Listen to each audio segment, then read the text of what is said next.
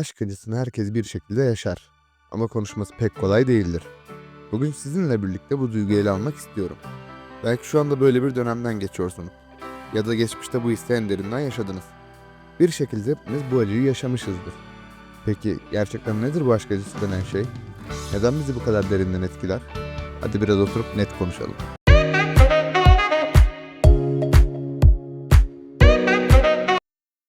Aşk acısı nedir? Hani sanki dünyanın sonu gelmiş gibi hissederiz ya. İşte tam da o andık. Ama bir yandan da garip bir şekilde dünyanın aslında dönmeye devam ettiğini fark ederiz. Çelişkilerle doludur aşk acısı. Bir yanda kalbin derinliklerinde hissettiğin o yoğun boşluk, diğer yanda yaşamaya devam etme zorunluluğu. Bir yandan unutmak istersin, bir yandan hatıralara sıkı sıkıya sarılırsın. Zaten galiba aşk acısının özü de bu değil mi? Hem bırakmak hem de tutunmak. Aşk acısını tarif etmek zordur. Çünkü her acı biraz kendine özgüdür.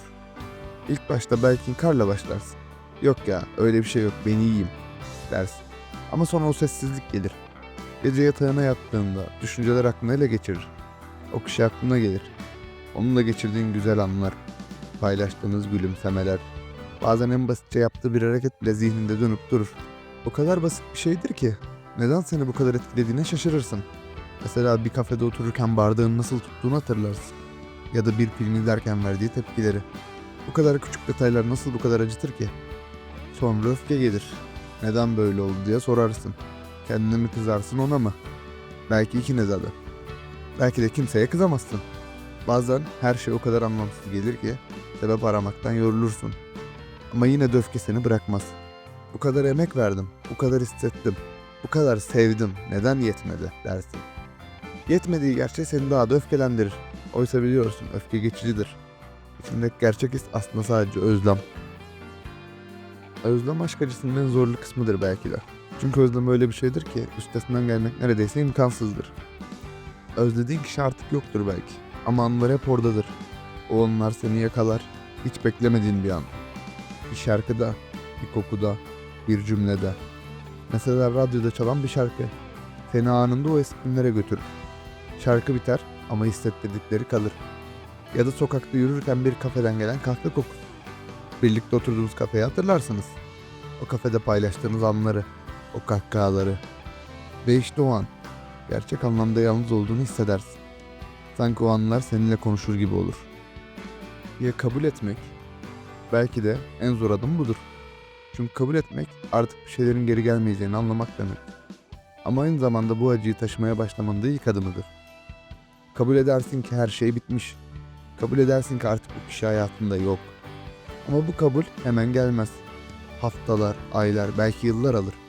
Ama bir noktada o kişiyle ilgili düşüncelerin biraz daha silikleşmeye başlar. O anlar artık seni eskisi kadar yakalamaz. Ama bu onları unuttuğun anlamına gelmez. Sadece artık canını yakmıyorlardır. Yine de bazen geçmiş düşünürken bir tebessüm belirebilir yüzünde. Ne günlerdi ama dersin kendi kendine. Ve işte o an geçmişin sadece bir parçası haline gelir. Artık seninle değildir. Ama o hep bir yerde var olmuştur. Tabii bir de çevrenin etkisi var. Aşk acısı çekerken etrafında insanlar vardır. Arkadaşların, ailenden biri ya da belki sadece tanıdıkları. Herkes sana bir şey söyler. Boş ver zaten sana göre değildi. Sen çok daha iyilerini hak ediyorsun. Zamanla geçer. Ama o anda bu cümlelerin hiçbir anlamı yoktur. Çünkü hissettiğin şey o kadar yoğun, o kadar senindir ki başkasının ne dediğini umursamazsın.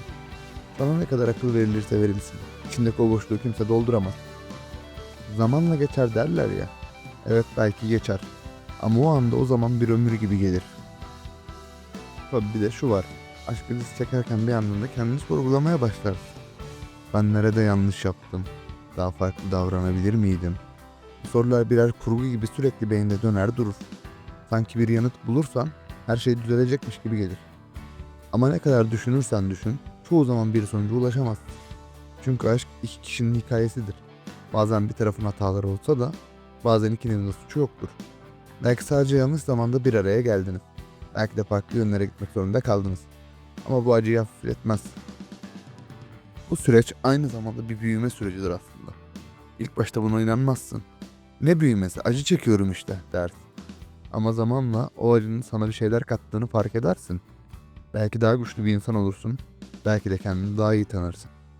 Çünkü bu acı seni kendinle baş başa bırakır. Ve kendinle yüzleşmek bazen zor da olsa en büyük büyümedir. Tabii herkesin aşk acısıyla başa çıkma yöntemi farklıdır. Kimisi kendini işine verir. Kimisi arkadaşlarıyla daha çok vakit geçirir. Biz kendimizi podcast'e verdik. Bazıları yeni bir hobi edinir. Bazıları ise sadece bekler. Ama ne yaparsan yap, o acının bir şekilde azalacağını bilirsin. Azalmasa bile onunla savaşmayı öğrenirsin. Çünkü hayat böyle bir şeydir. İnsan en derin yaralardan bile iyileşebilir. Ama o yara izi hep kalır. Ve o iz sana bir şeyler hatırlatır. Belki güzel günleri, belki zor zamanları. Ama her zaman senin bir parçan olarak kalır. Son olarak, aşk acısı aslında bir hatırlatma gibidir. Hayatın ne kadar karmaşık ama bir o kadar da güzel olduğunu hatırlatır. Çünkü birisini sevmek, o kişiyi hayatının merkezine koymak, onunla hayaller kurmak, bunlar kolay şeyler değil. Ve birini kaybetmek, bu hayallerin yıkılması demek. Ama yine de bu süreçte hissettiğin o yoğun duygular aslında senin ne kadar insan olduğunun bir göstergesidir. Aşk ilişkisi hem bir son hem de bir başlangıçtır. Ve her başlangıçta olduğu gibi umut bir yerlerde hep vardır. Şimdilik belki hissetmiyorsundur. Ama o umut bir gün yeniden yeşerecek. Çünkü hayat devam ediyor. Ve kim bilir, belki de bir köşede seni bekleyen yeni bir hikaye vardır.